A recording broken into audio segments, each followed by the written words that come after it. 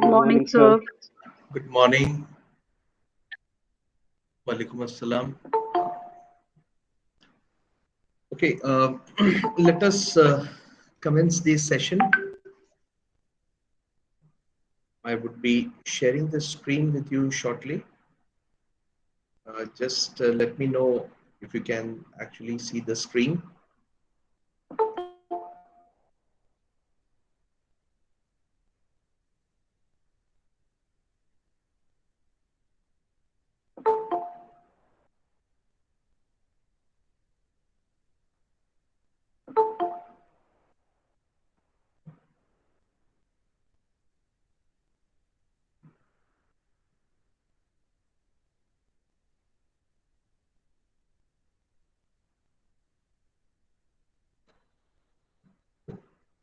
I would like to have a voice confirmation in case you are able to see the screen that I'm trying to share. So currently, yes, sir, it's visible. Yes, Yes, sir. Yes, sir. Visible. not yet, sir. Okay, no problem, no problem. Just a minute. We'll just try to work it out.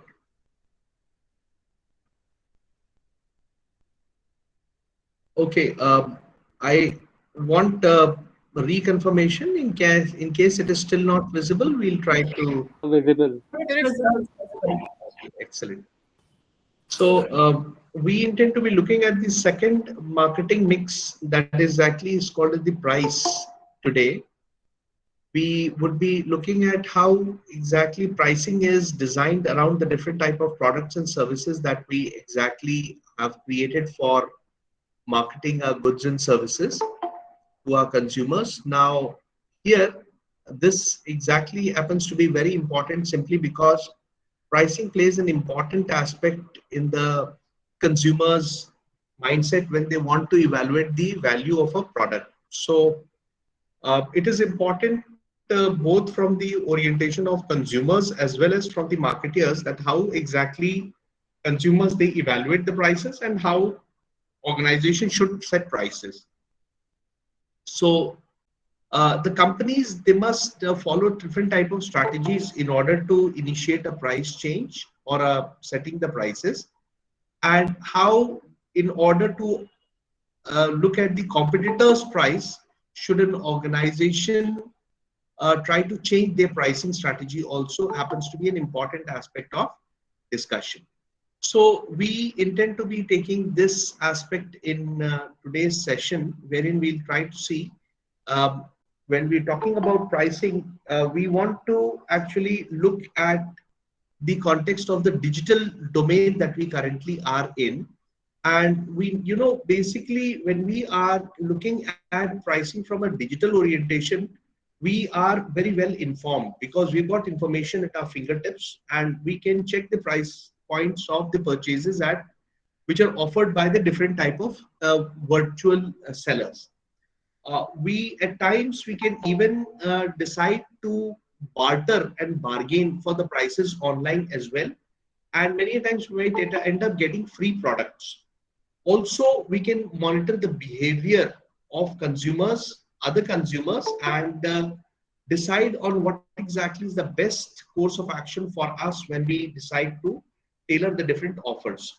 Also, pricing will give the consumers an access to special type of prices which exactly are created by the sellers in order to um, boost their sales or clear their inventory or bring new consumers into the market or come up with new type of offerings.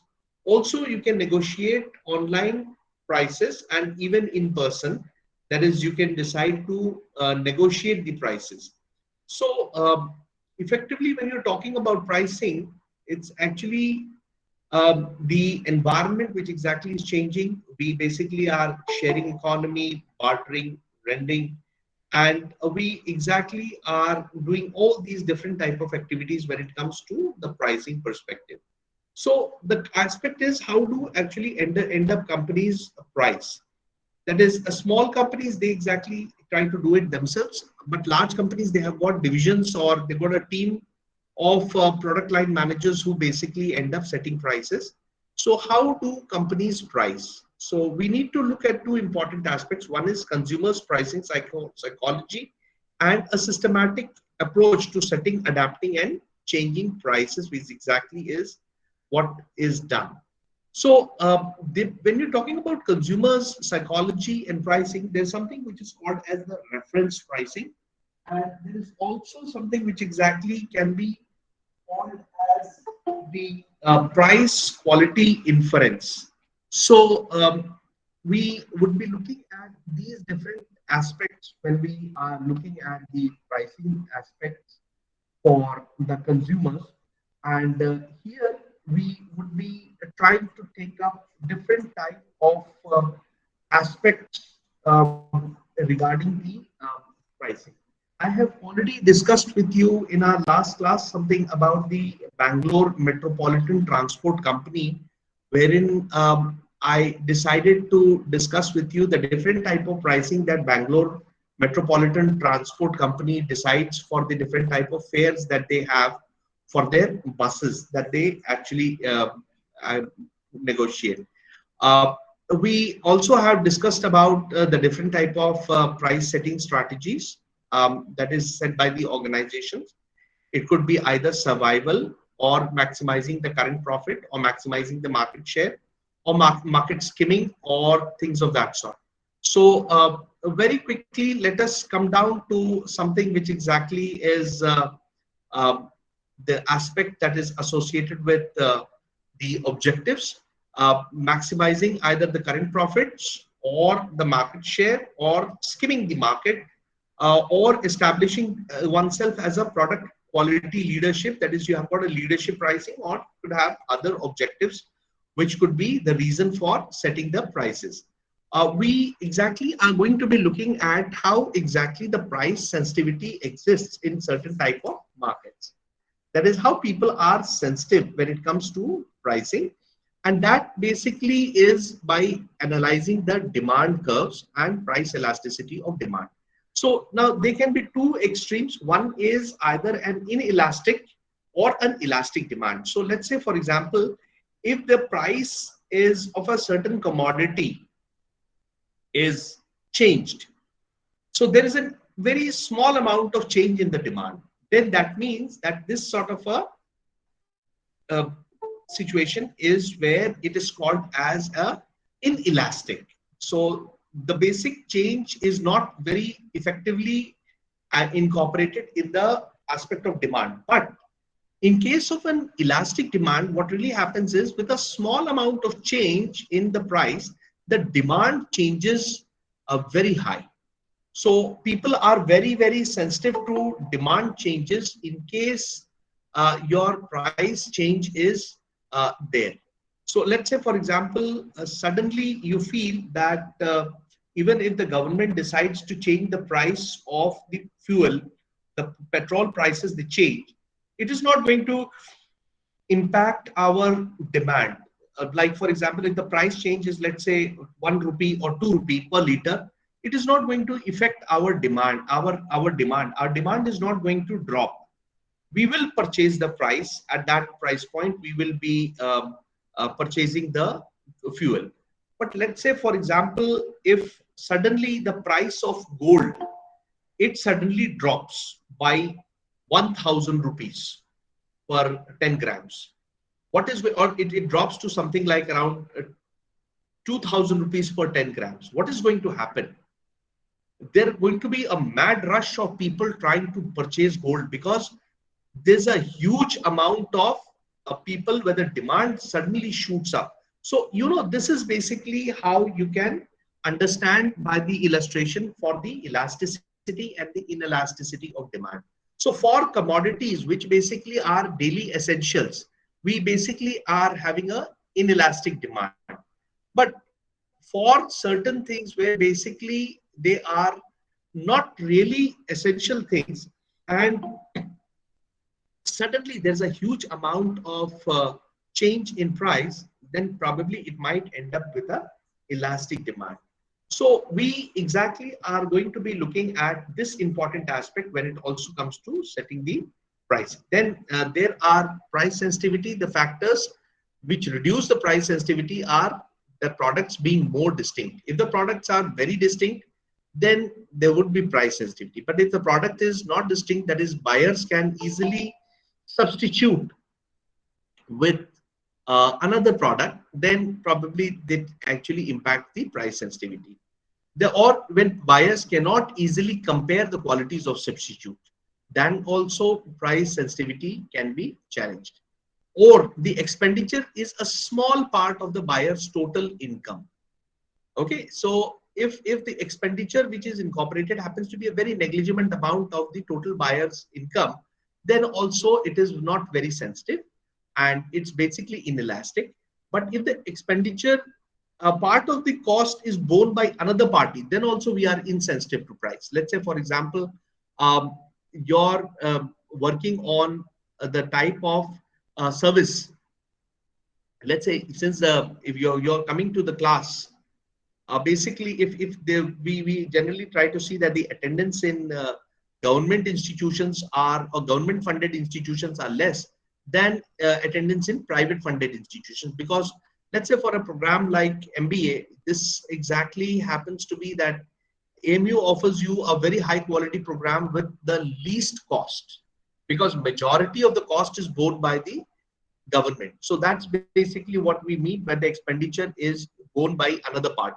So people are not very sensitive about the seriousness of attending the class. But if the same thing was at IIMs, or where basically certain private institutes where basically each semester might be costing about lakhs of rupees, people are very sensitive, because they understand that we have paid a lot of money and so we must get the value in return. So effectively that also creates the sensitivity. Also, if the product is used in conjunction with the assets previously bought. So let's say, for example, I've decided to buy a printer and I need to have a cartridge that I need to get it refilled. So I would be not very sensitive because I do not have any other option associated with it. Similarly, with the upgrades of software, let's say, for example, there's a software upgrade which is going to cost me a certain amount of money. So since I do not have an option, I will definitely, or let's say I've purchased an iPhone and I decide to buy certain, I have to use certain type of softwares. So I end up paying because there is no other option that I have for trying to replicate it with a cheaper alternative that I have. Also, when you cannot store your goods, let's say, for example, the goods have to be consumed real fast. So again, then also you exactly are not very sensitive in the context of pricing. So these are the dimensions which exactly are impacted with this aspect of pricing. This brings us to the third step, that is estimating costs. So two types of costs and levels of production. So fixed versus variable costs. So effectively what happens is, as your number of units they go on increasing, the cost is spread on the number of units, and then the price actually goes down.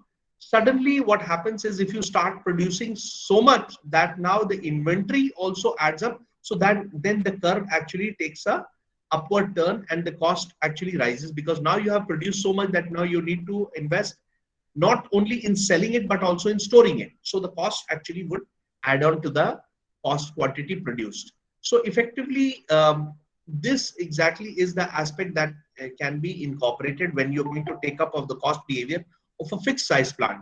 But then a cost behavior over a different sized plant is actually when this sort of a situation is done for different type of products, for different size of production, and then you actually find out the uh, averaging curve over there.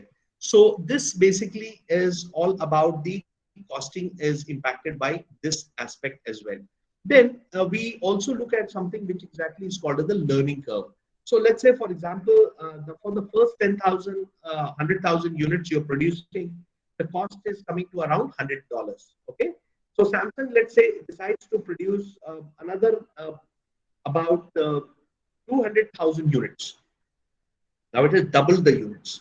So 100,000 units has become 200,000 units. Now when it has become 200,000 units, effectively what happens is the cost from $100 has come down to $90, let's say. Now Samsung decides to just again double that 2,000 unit, 200,000 units to 400,000 units. The moment it does that, the then the cost, which was only $90,000 per unit, and $90 per unit has come down to something like $80 per unit. So effectively, if you're trying to multiply 100 into 100, you are going to get a different figure, because the $100 is spread over only 100,000 units. Here, $90 is spread over 200,000 units. And then when you exactly have gone down to something like producing 400,000 units, there $80 is spread over 400,000. Now, this is also called as incremental benefits, where the price is actually getting shared by more number of units that's being produced. That is why, when you're trying to buy anything in bulk, you get a discount. You get something which is called a bulk discount. This is somewhat synonymous also to something called as the incremental demand, as well as it's also called as the learning curve or the experience curve. So this exactly is there. Also, there is something called as the target costing. That is, what is target costing? Target costing is, that is when you exactly have a price point. Now, below the price point is the profit, and below the profit is the cost. So cost plus profit is equal to the price. So that is the cost of producing plus profit margin is equal to your final costing.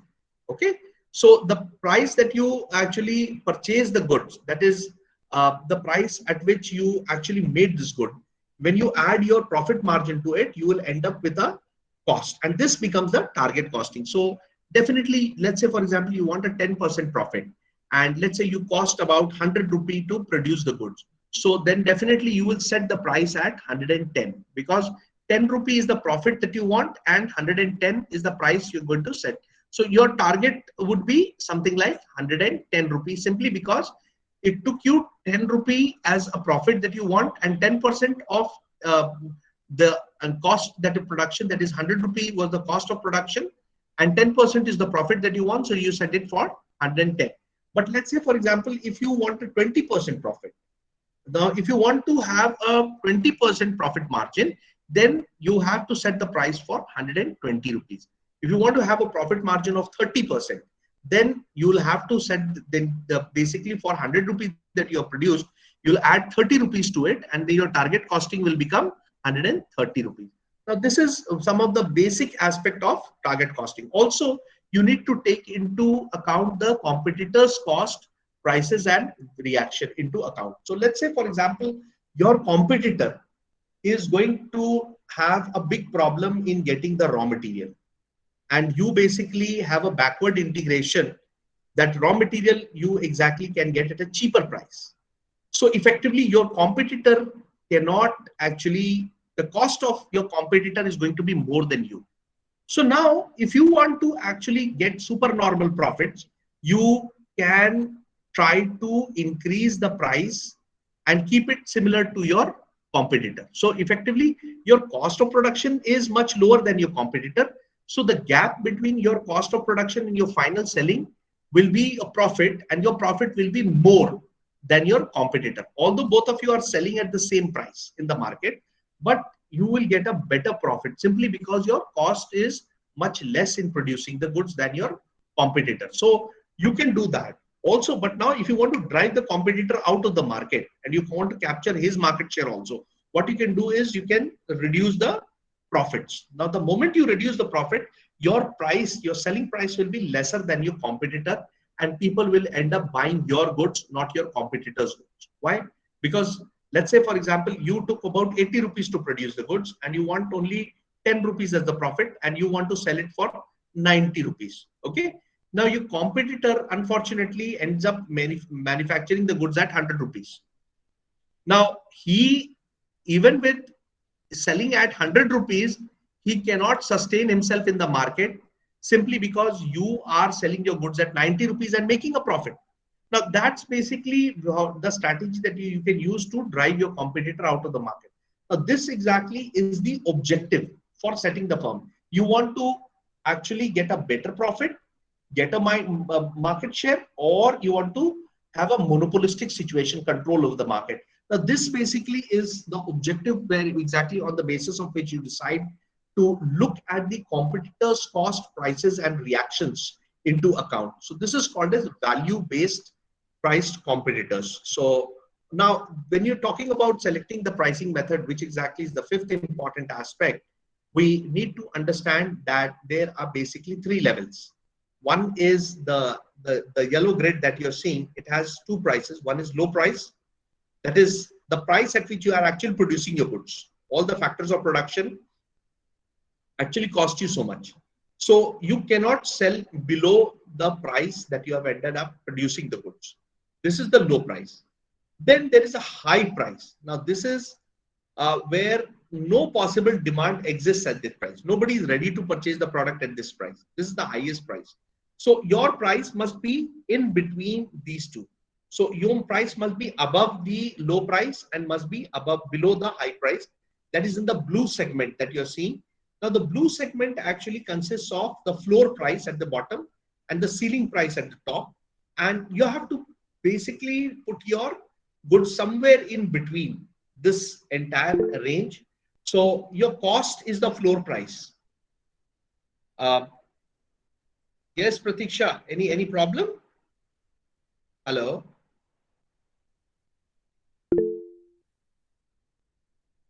Okay, Pratiksha, you need to check your microphone. Okay, can we do away with this? Yes. Thank you for replying to Pratiksha. That's about it. Pratiksha, please check your microphones. Okay. Yes, sir. Now you're audible. Okay.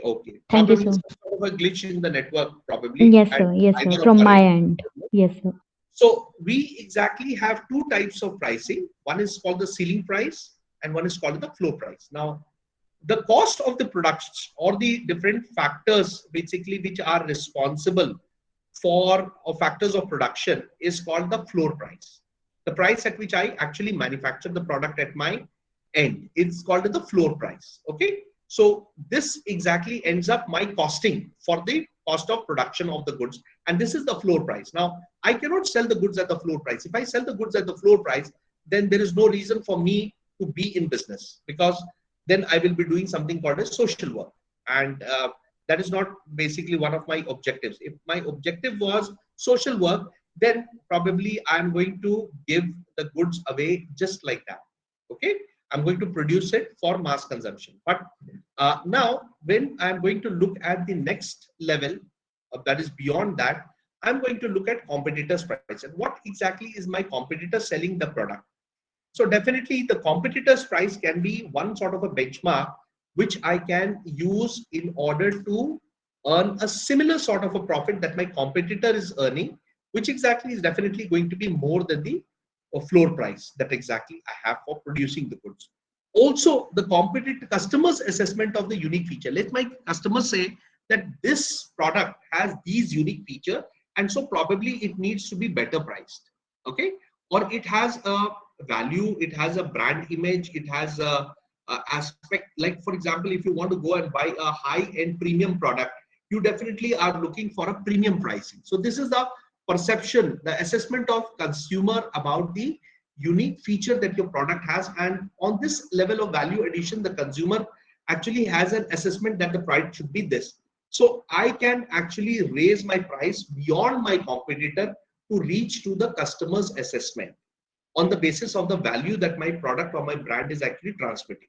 So I can raise my price beyond my competitor, and that basically again is still in the blue zone.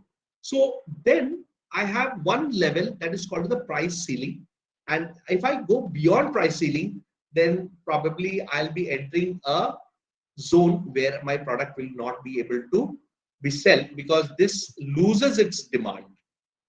Okay, because then the person is going to come switch back to my competitor and say, since the price has gone so much, probably I can get a better offering at a lesser price, even if it is for a lesser value, right? So then I actually shoot beyond the blue level and I go to the yellow level, and that basically this translates my product to a higher price. Now we will be looking at some of the different type of pricing methods. Now I don't know how much time we have to discuss this aspect today.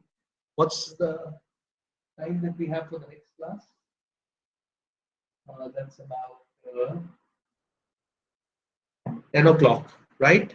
So we have about Yes, sir. 2 minutes. We have about 2 minutes. One of the pricing methods I'll just be quickly addressing, and then we will be returning back to this in the next class, that is tomorrow, wherein I'll be detailing about the pricing methods. The first is called the markup pricing. Now, markup pricing means you add a standard markup to the product's cost. I've already talked about this markup. That is how much amount of mark that you want to add up to the price. That is, I want to have a markup of 10%. Okay. My initial cost is 100 rupee. So I would be marking it up to 10% of 100 rupee is 110, right? So this is the amount of 10% is the amount of return I want to my sales. Now this is basically called as the markup price. So let's say, for example, my variable cost per unit is rupees 10. I will just just try to put it that my variable cost is 10, and the fixed cost is, let's say, 300,000, 3 lakh rupees. 3 lakh rupees is the fixed cost that I have made to my investment. Now, if I made 3 lakh rupees of investment and the price of one unit is 10 rupee that I'm trying to sell, so effectively, and I expect to sell 50,000 units. I want to sell 50,000. So when I'm going to talk about my unit cost per item, is I want 10% fixed cost happens to be around 30,000, and my sales, I have to actually take out variable cost plus fixed cost. So my variable cost is 10 rupee per item. Now all of you should know that my variable cost per item is just 10 rupee. But in order to have justification to the investment that I made in my business, I have to see how much above 10 rupee I can actually charge. But now I am going to sell something like around something like my total sales, as I've said, is around 50,000 units. So 50,000 units I have to sell.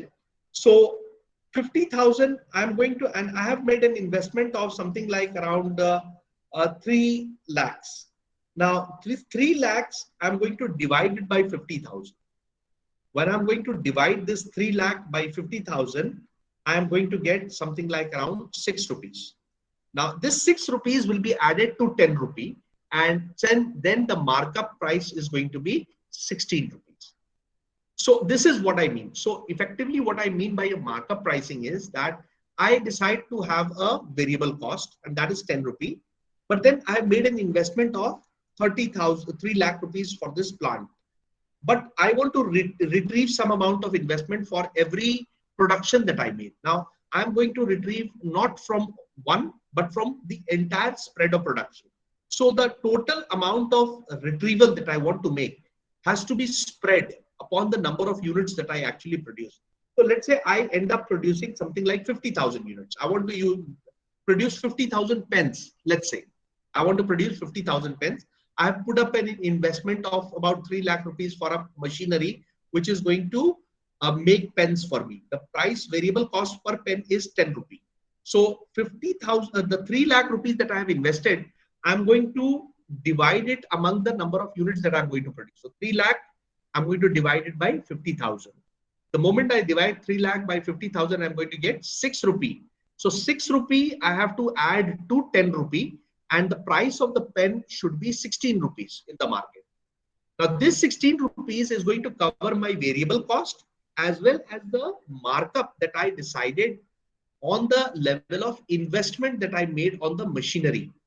Okay, so it is going to take care of both my fixed cost and variable cost.